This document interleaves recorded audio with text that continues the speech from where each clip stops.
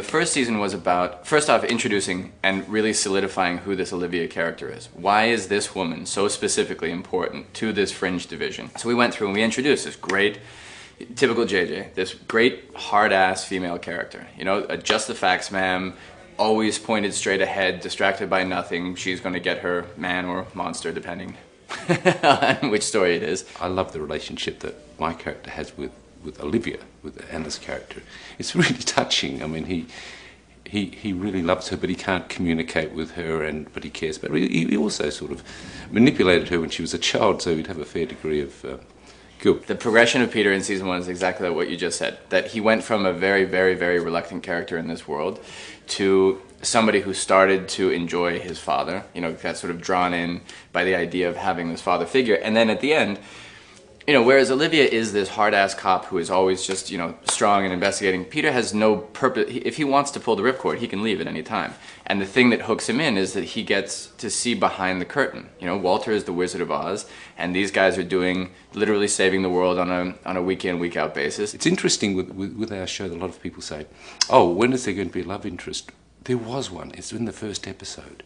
And it was Olivia, and she had her heart busted. She's always dealing with these losses, you know, like a loss of her partner, a loss of, you know, her innocence, for want of a better word. She's a bird with a broken wing a little bit, kind of has to, you know, heal a bit. But I kind of like that loneliness that all the characters have, rather than having the comfort of a relationship, except with each other.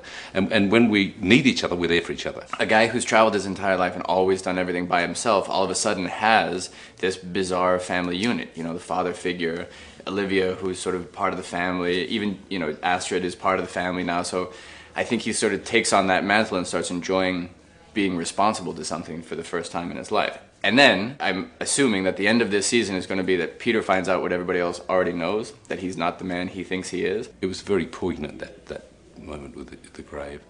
And I also think we know we needed to deal with the alternate reality, which was the final scenes with Anna crashing through and doing the scene with Leonard Nimoy. We did end with a big cliffhanger, and we sort of had a lot of, you know, but if you watch the show, you can see that all of those things have been placed, you know, in, and actually it's not such a surprise. So, you know, the parallel universe they'd been alluding to for quite a while, and there are other things that they've been alluding to that I won't say that I think are going to come up. So I have my own theories, obviously. Leonard comes back in season 2, which is a great compliment to us to have, you know, a legend, really, coming to work with us. At the end of last season, Olivia meets William Bell, and I've finished that conversation with him, so hang in there. We have to deal with the fact that someone has crossed dimensions, crossed to an alternate reality, and we do. I think it's done very elegantly, to be honest with you. I'm most impressed with the way the writers have come about that, and we do examine what happened to her and what the long-term effects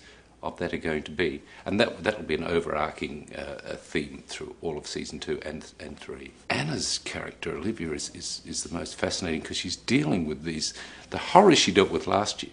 Now she's dealing with the horrors of being the one person that we know, except for Walter, that's crossed over and come back, and dealing with this horror in her life, which of course for Anna gives her the chance to show her incredible acting skills, which she has, as well as the running, jumping. Walter will still revert. See, we don't know how much memory he can recall.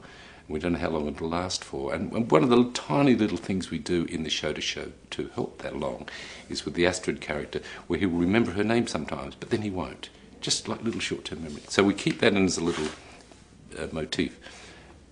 What happened to his memory? And that's going to be a major issue some down the track. Did he just lose it, or something else? We're shooting episode 5 at the moment, which is a very cool episode, and we're finding out a whole lot of very cool stuff about Broyles, actually, which is very fun, because he's been like a bit of a, you know, mystery. You're not quite sure, but we're sort of getting a little bit to the bottom of him, and it's been beautiful working with Lance, who I'm just a huge fan of anyway. It seems like it's pushing into a slightly darker place.